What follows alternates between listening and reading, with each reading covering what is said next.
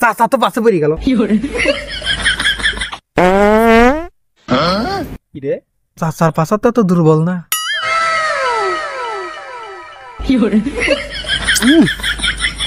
শুনছি খেজুরের রস সেই মিষ্টি, এ তো দেখতেছি নুনটা নুনটা। করো কে, গর্ভবতী হয়েছ নাকি? দোস্ত চাচা, আমি তো ঢাকায় যাইছি, কোনোদিনও খেজুরের রস খাই নাই গো, ঠিক আছে? আজকে আমার খেজুরের রস খাই লাগবে, খাঁটি খেজুরের রস। আরে অসুবিধা নেই, আমাকে অনেক মেলা খেজুরের গাছ আছে, খেজুরের খাঁটি রস তোর খাওয়াবো না। এরা কি ওই যে কালো গাছের গাছ বুঝছিস? কালো গাছে কাল সকালে আমরা হইলো, কাল সকালবেলা ভোরবেলা কালো গাছের রস এটু থবো না, বুঝছিস? ও তার মানে তোমরা চুরি করে রস খাবে? এর ভিতর আমি নাই বাপু, আমি গেলাম, পরের ক্ষতি আমি করতে পারবো না। সব জায়গায় সাধু চলে না। আচ্ছা দেখ গাও, চল আমরা খাবো, আমরা তিনজনে যাবো, ঠিক আছে?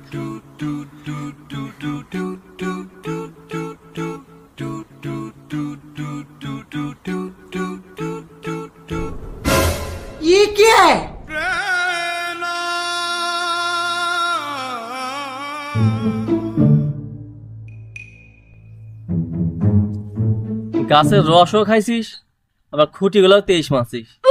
এই কাম মানুষ করে? এটা কোনো মানসির কাম?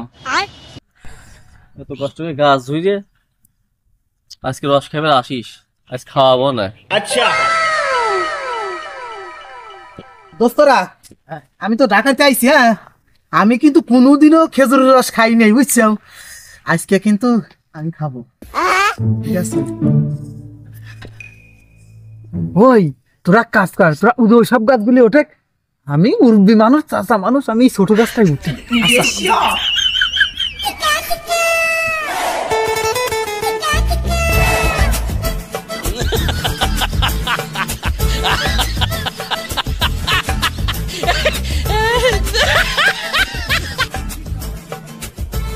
ওই মিস্টার কি আমার কলম পাড়া হয়ে হারলো, তোরা কি গাছে উঠছিস?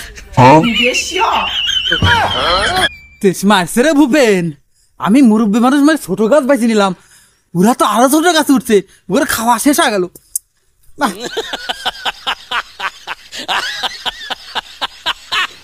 না মিসাকার রকি আমার আগেই রস খাই হারাইলো, চাচা তো পাশে পড়ে গেল।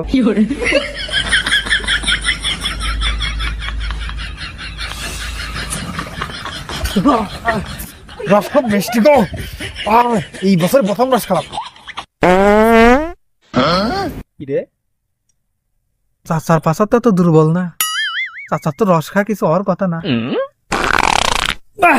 চাচার পেট তো এত দুর্বল না, পেটের ভিতরে গড়বড় শুরু করে দিল। চাচা তাড়াতাড়ি রস খায় আসো, একটু চাচা সর।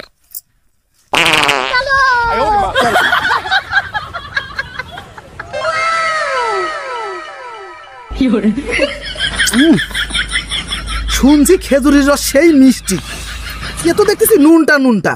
কি আর করা যাবে, কষ কষও লাগতেছে, জীবনে তো কোনোদিন রস খাই নেই, মনে হয় এইরকমই ওবির পারে। लेकिन ये साला कर क्या रहा है यहाँ पे?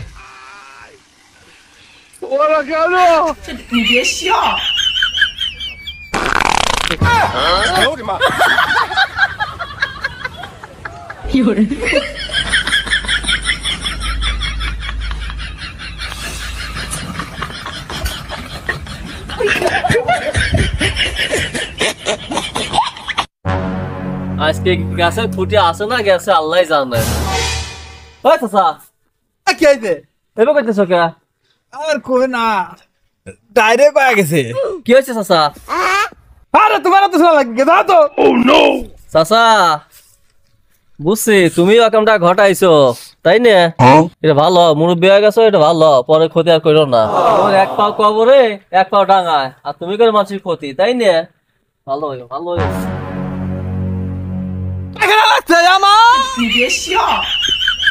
কার বাথরুমে যাবো, খেতে তো কাম হইলো না, আমি আবার খেতেই যাবো।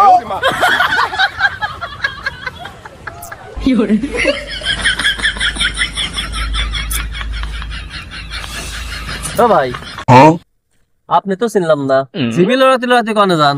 ভাই আমি ঢাকায় থাকি, আসলাম বন্ধু বান্ধবের সাথে রস খাইতে, শুনছি খেজুরের রস নাকি অনেক মিষ্টি, তা এনে এসে খালাম, এবার স্বাদ পালাম না এবার কষ কষ আর নুনটা নুনটা মনে হয় গাছের ডেট নাই।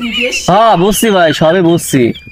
কে ভাই আপনি ঢাকাইতে আইছেন, আপনি মেহমান মানুষ, আপনি রস খাওয়ার ইচ্ছা করছে, আমার কাছে কইতেন তাহা লাগতো না, আমি এমনি আপনার 2-1 গ্লাস খাওয়াতাম।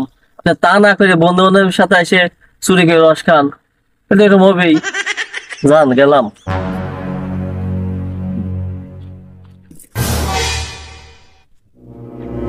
কি ব্যাপার ভাই? ভাই খেজুর গাছে যায়েন না, গাছে আসলো। হ্যাঁ ভাই, এবার কইতেছেন কে? রাম তো ভাই গাছে আসলো।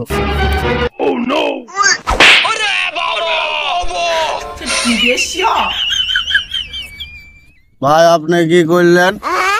আমি সই শস্য বল দেখতেছি কেন? হারামজাদা, তুই শস্যের ফুল দেখবি রে, তুই কি খেজুরের রস দেখবি? তুই তো এখন আসিস হলো শস্য ক্ষেতের ভিতরে, এসা দেখ দেখ দেখ। তোমার ক্ষতি করো আর মাতলামি করো, তাই না? আর মাতলামি করবি না কে? ওই তোকে সাথে চাষা আইছিল না, এ দাদা ভালো কে শোন, তোকে সাথে চাষা আইছিল না, মুরব্বী চাষা। চাষা কি খাইছে জানিস? চাষা যে খুঁটি খাইছে ওইটি দিয়ে থইছিল তো জামাল গুটা, তাকে খাইতেছে আর আইতেছে দেখ। আর তো ওই যে ঢাকার সাথে যে বন্ধু আইছিল না, নাম কি মিসাক, ও কি খাইছে জানিস? আমি মুইতে মুদ ভরিয়ে থুইছিলাম, ওইটা খাইছি তোর ইয়া ঢাকার শহরে যে বন্ধু, বন্ধু ওইটা খাওয়াইছি। আর তোর যেটা খাওয়াইছি তুই তো ভালো থাকছিস, দেখেছি ঘুমের ভরি, এই তুই মাতলামি করতেছিস। যা আর বাড়ি যা, পরে ক্ষতি করিস না, যা।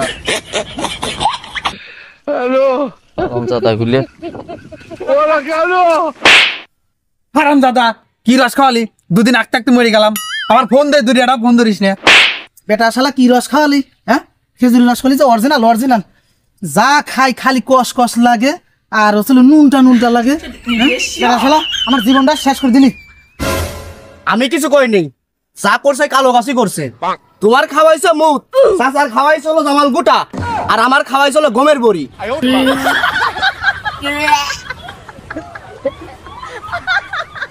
তাই তো কই, চাচার পেটটা তো দুর্বল না। ও চাচা ওয়াক ওয়াক করো কে? গর্ভবতী হইছো নাকি? না মানে হয়েছে কি, কালু গাছি। থামো, কালু গাছে গাছে সবই শুনছি, তোমাকে আর কত জ্ঞান দেবো? জ্ঞান দিদি দিদি নিজেই জ্ঞান শূন্য হয়ে যাইতেছি। আচ্ছা তাহলে যাই। দাঁড়াও দাঁড়াও, জ্ঞান এখন একটু বাকি আছে, নিয়ে যাও, আসো।